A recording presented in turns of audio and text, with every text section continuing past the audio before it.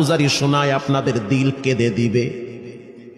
2016 সালের ঘটনা, তখন ঢাকায় মোহাম্মদপুর আমি খতমে তারাবির জন্য 2 জন হাফেজ নিয়োগ দেওয়া হবে কেন্দ্রীয় মসজিদে। অনেক হাফেজে কোরআনরা সিরিয়াল ধরেছে তারাবি পড়াবে।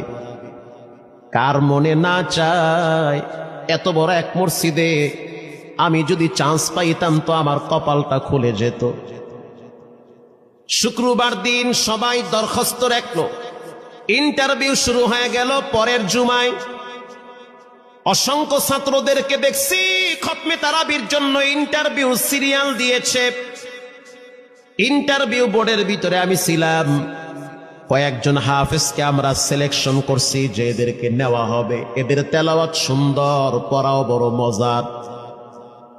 আমরা কাগজগুলো এক জায়গায় জমা করছি। পরের জুমায় আমরা ঘোষণা দিয়ে দিব কোন মায়ের সন্তান চান্স পাবে। পরের জুমায় যখন জুমার নামাজের পর 3টার দিকে যখন আমরা বসে বসে ফলাফলগুলা দেখতেছি যে কাকে কত নাম্বার দেওয়া হয়েছে, দরওয়াজা লাগায় দিছি, জানলা লাগায় দিছি, এসি ছেড়ে দেওয়া হয়েছে, সব লাগানো, বাহির থেকে কিছুই দেখা যায় না। ইন দি মিন টাইমে মসজিদের বারান্দার দরওয়াজায় কে যেন নক করতেছে।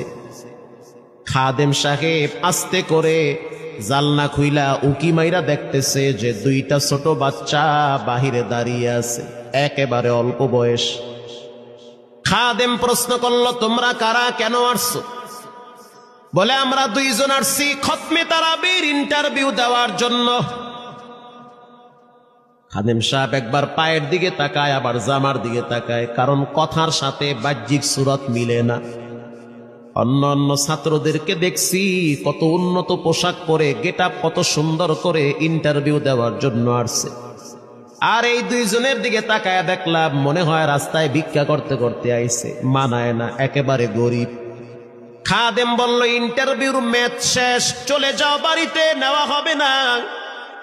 যাদের ব্যাপারে পরীক্ষা নেওয়া হয়েছে তাদের ব্যাপারে ঘোষণা দেওয়া হবে। বাচ্চা 2টা নাসর বান্দা বলতে আছে, আমাদের তো টাকা নাই যে আমরা ভাড়া দিয়ে এখানে আসব।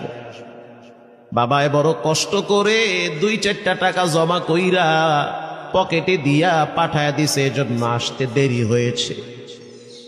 খাদেমের বড় মায়া লাগছে, কারণ খাদেমও গরিবের সন্তান। ভিতরে গিয়া মুয়াজ্জিম সাহেবের বলতে আছে, ও ভাই, বাহিরে 2টা বাচ্চা দাঁড়ায় আছে, ওরা নাকি হাফেজে কোরআন, কিন্তু দেখলে তো মানায় না। মুয়াজ্জিম সাহেব ধমক দিয়া বলতে আছে, কোনো সুযোগ নাই, তাড়ায় দাও।